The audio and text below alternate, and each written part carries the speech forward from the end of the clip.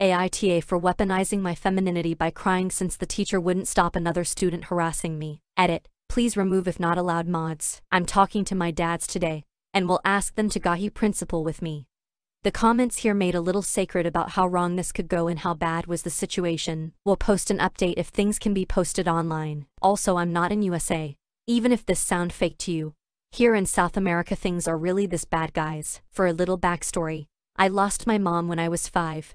Dad raised me alone until last year when my second dad, whom I call Papa, moved to our home. Now we are a happy family of 4. I'm not ashamed of my family, so I never hid it. I'm not really popular at school, so I just really told my friends and it was all good. Until about 2 months ago a boy I'll call Duncan found out. Duncan started simple with jokes like, "Wow, which one of them is the mom?" Which I promptly told the teacher, Mr. Smith, who was like, "He's just trying to understand. If you want people to understand, you have to be patient." Duncan started to escalate with, "Enjoy your time here. It'll get worse when your sinner family goes to hell." And again I went to Mr. Smith, who again was, "You can't be prejudiced with his religion. It's wrong in the Bible. He's just trying to understand. In my country every class has only one responsible teacher, so I couldn't go to another BTW. I have many examples, but this paints the picture. After 2 months of that I realized that if I wanted him to stop I had to do it myself. So when he started with his homophobic shit at the cafeteria, I started to remember the saddest thing I could. All movies where the dog dies. All the sad romance movies. Mufasa's death. The Fox and the Hound. It didn't take long for the waterworks to come. I started to bawl, ugly sobbing while basically screaming at him, asking why he said I would go to hell. Why he hated me and my dad's. Just making a huge scene. Duncan started to stutter and plead, trying to make me go to class with him and talk to the teacher. I just cried louder and flinched when he tried to pull me away. The scene was so huge that we ended up at the principal's office. Ms. Yates listened to both sides and she was pissed at Mr. Smith.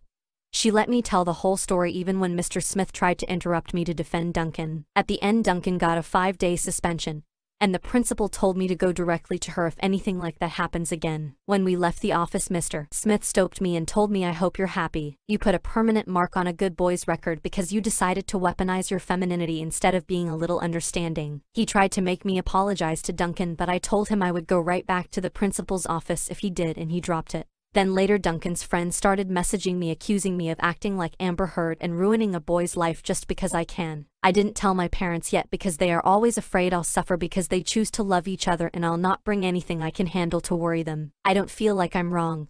But with Mr. Smith's warning and Duncan's friends I'm starting to doubt.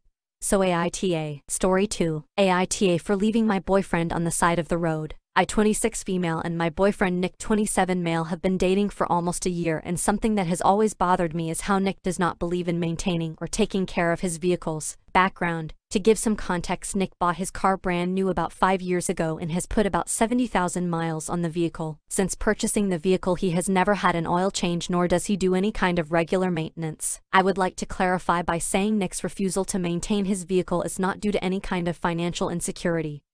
Nick has an incredible job that pays him very fairly. As a hobby inside job, I like to restore vehicles for a profit.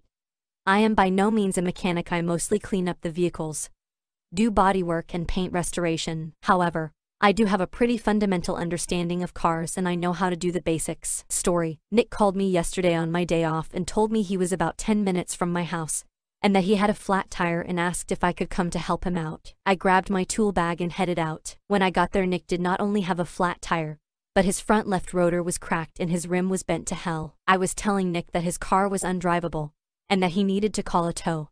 Nick started arguing with me, telling me that it was just a flat tire, and that it was not a big deal. I tried showing Nick how bad the damage was, but he insisted I was overreacting and that he just needed me to change the tire. I refused, and in Nick's own words I started mothering him on how poorly he takes care of his car. The argument got heated and Nick lashed out at me and started saying things like, "Just because you have a set of pink tools and watch YouTube doesn't make you a fucking mechanic." After Nick said this, I started to pack up my tools and told him that he was right.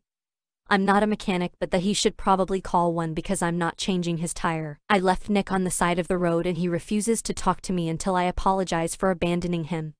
Am I the asshole? Story 3. AITA for turning my wife's joke about my ed back on her. I'm a 32-year-old man, and my wife Jess is a 26-year-old woman. We have been married for 3 years. 6 months ago, I started to experience erectile dysfunction. This has largely been spurred by anxiety. It's a medical condition that I am currently seeing a doctor for. Jess has gone between blaming me and then blaming herself. Basically weekly the pendulum swings one way or the other. Lately, she has found humor in it. And I guess I can laugh at myself a little. It's only a severe psychological symptom, and all that jazz. Well, on Friday night we met up for friends with drinks, including us. There were 6 people at the table. The discussion turned into a direction that led a very drunk Jess to saying yeah.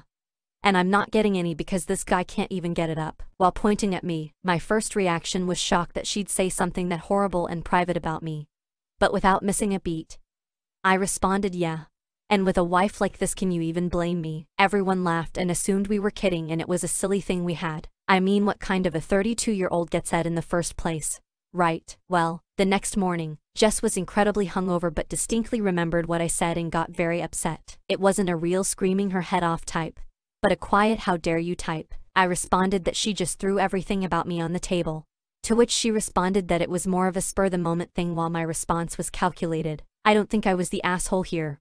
But was I? Story 4. AITA for not telling my wife my kids didn't want her to adopt them. My late wife died 6 years ago, when our kids were 3, 5 and 6. I remarried 18 months ago and my wife has known my kids for 3 years now. She had brought up adoption to me about 2 weeks before we got married. She told me she would love to ask the kids their feelings after the wedding and maybe start the process when we legally could, which is 6 months into our marriage. What I never told her is my kids had already expressed to me that they were worried about being adopted and didn't like the idea. This was prior to me getting engaged. My oldest was the one with the strongest concerns because he remembers his mom the most. But none of the kids liked the idea that they would no longer have their mom's name on stuff, i.e. their birth certificate and other documents. I reassured them it would never happen as long as they were against it. Honestly, I know my late wife would have wanted them to be loved but would have also hoped for an adoption not to take place. She herself struggled with her father being erased by the time she was 2. He died before she was born, and when her mother chose to remarry they chose to act like she was her stepfather's biological child. She only learned the truth as an adult, and I know it terrified her while she was sick that she would be replaced.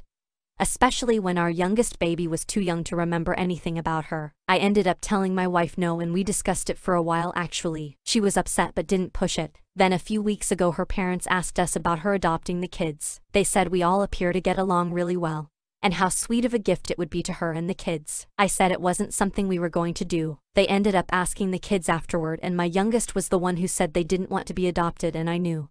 Which then got back to my wife. She was pissed I never told her. She said she was never given a chance to see if we could figure out a way to do it that would make them happy. I said I didn't see any reason to talk them around, that they are allowed to feel that way. Her thinking we could convince them is part of the reason I never told her. I never wanted it to be something that needed fixing, because there's nothing wrong with how they feel. I also figured it would hurt less, that coming from me at least we could have an adult conversation about it, but she could feel like the kids were rejecting her. Her family said I should have told her and we should have worked on a solution with the kids together. I said no solution was needed. AITA.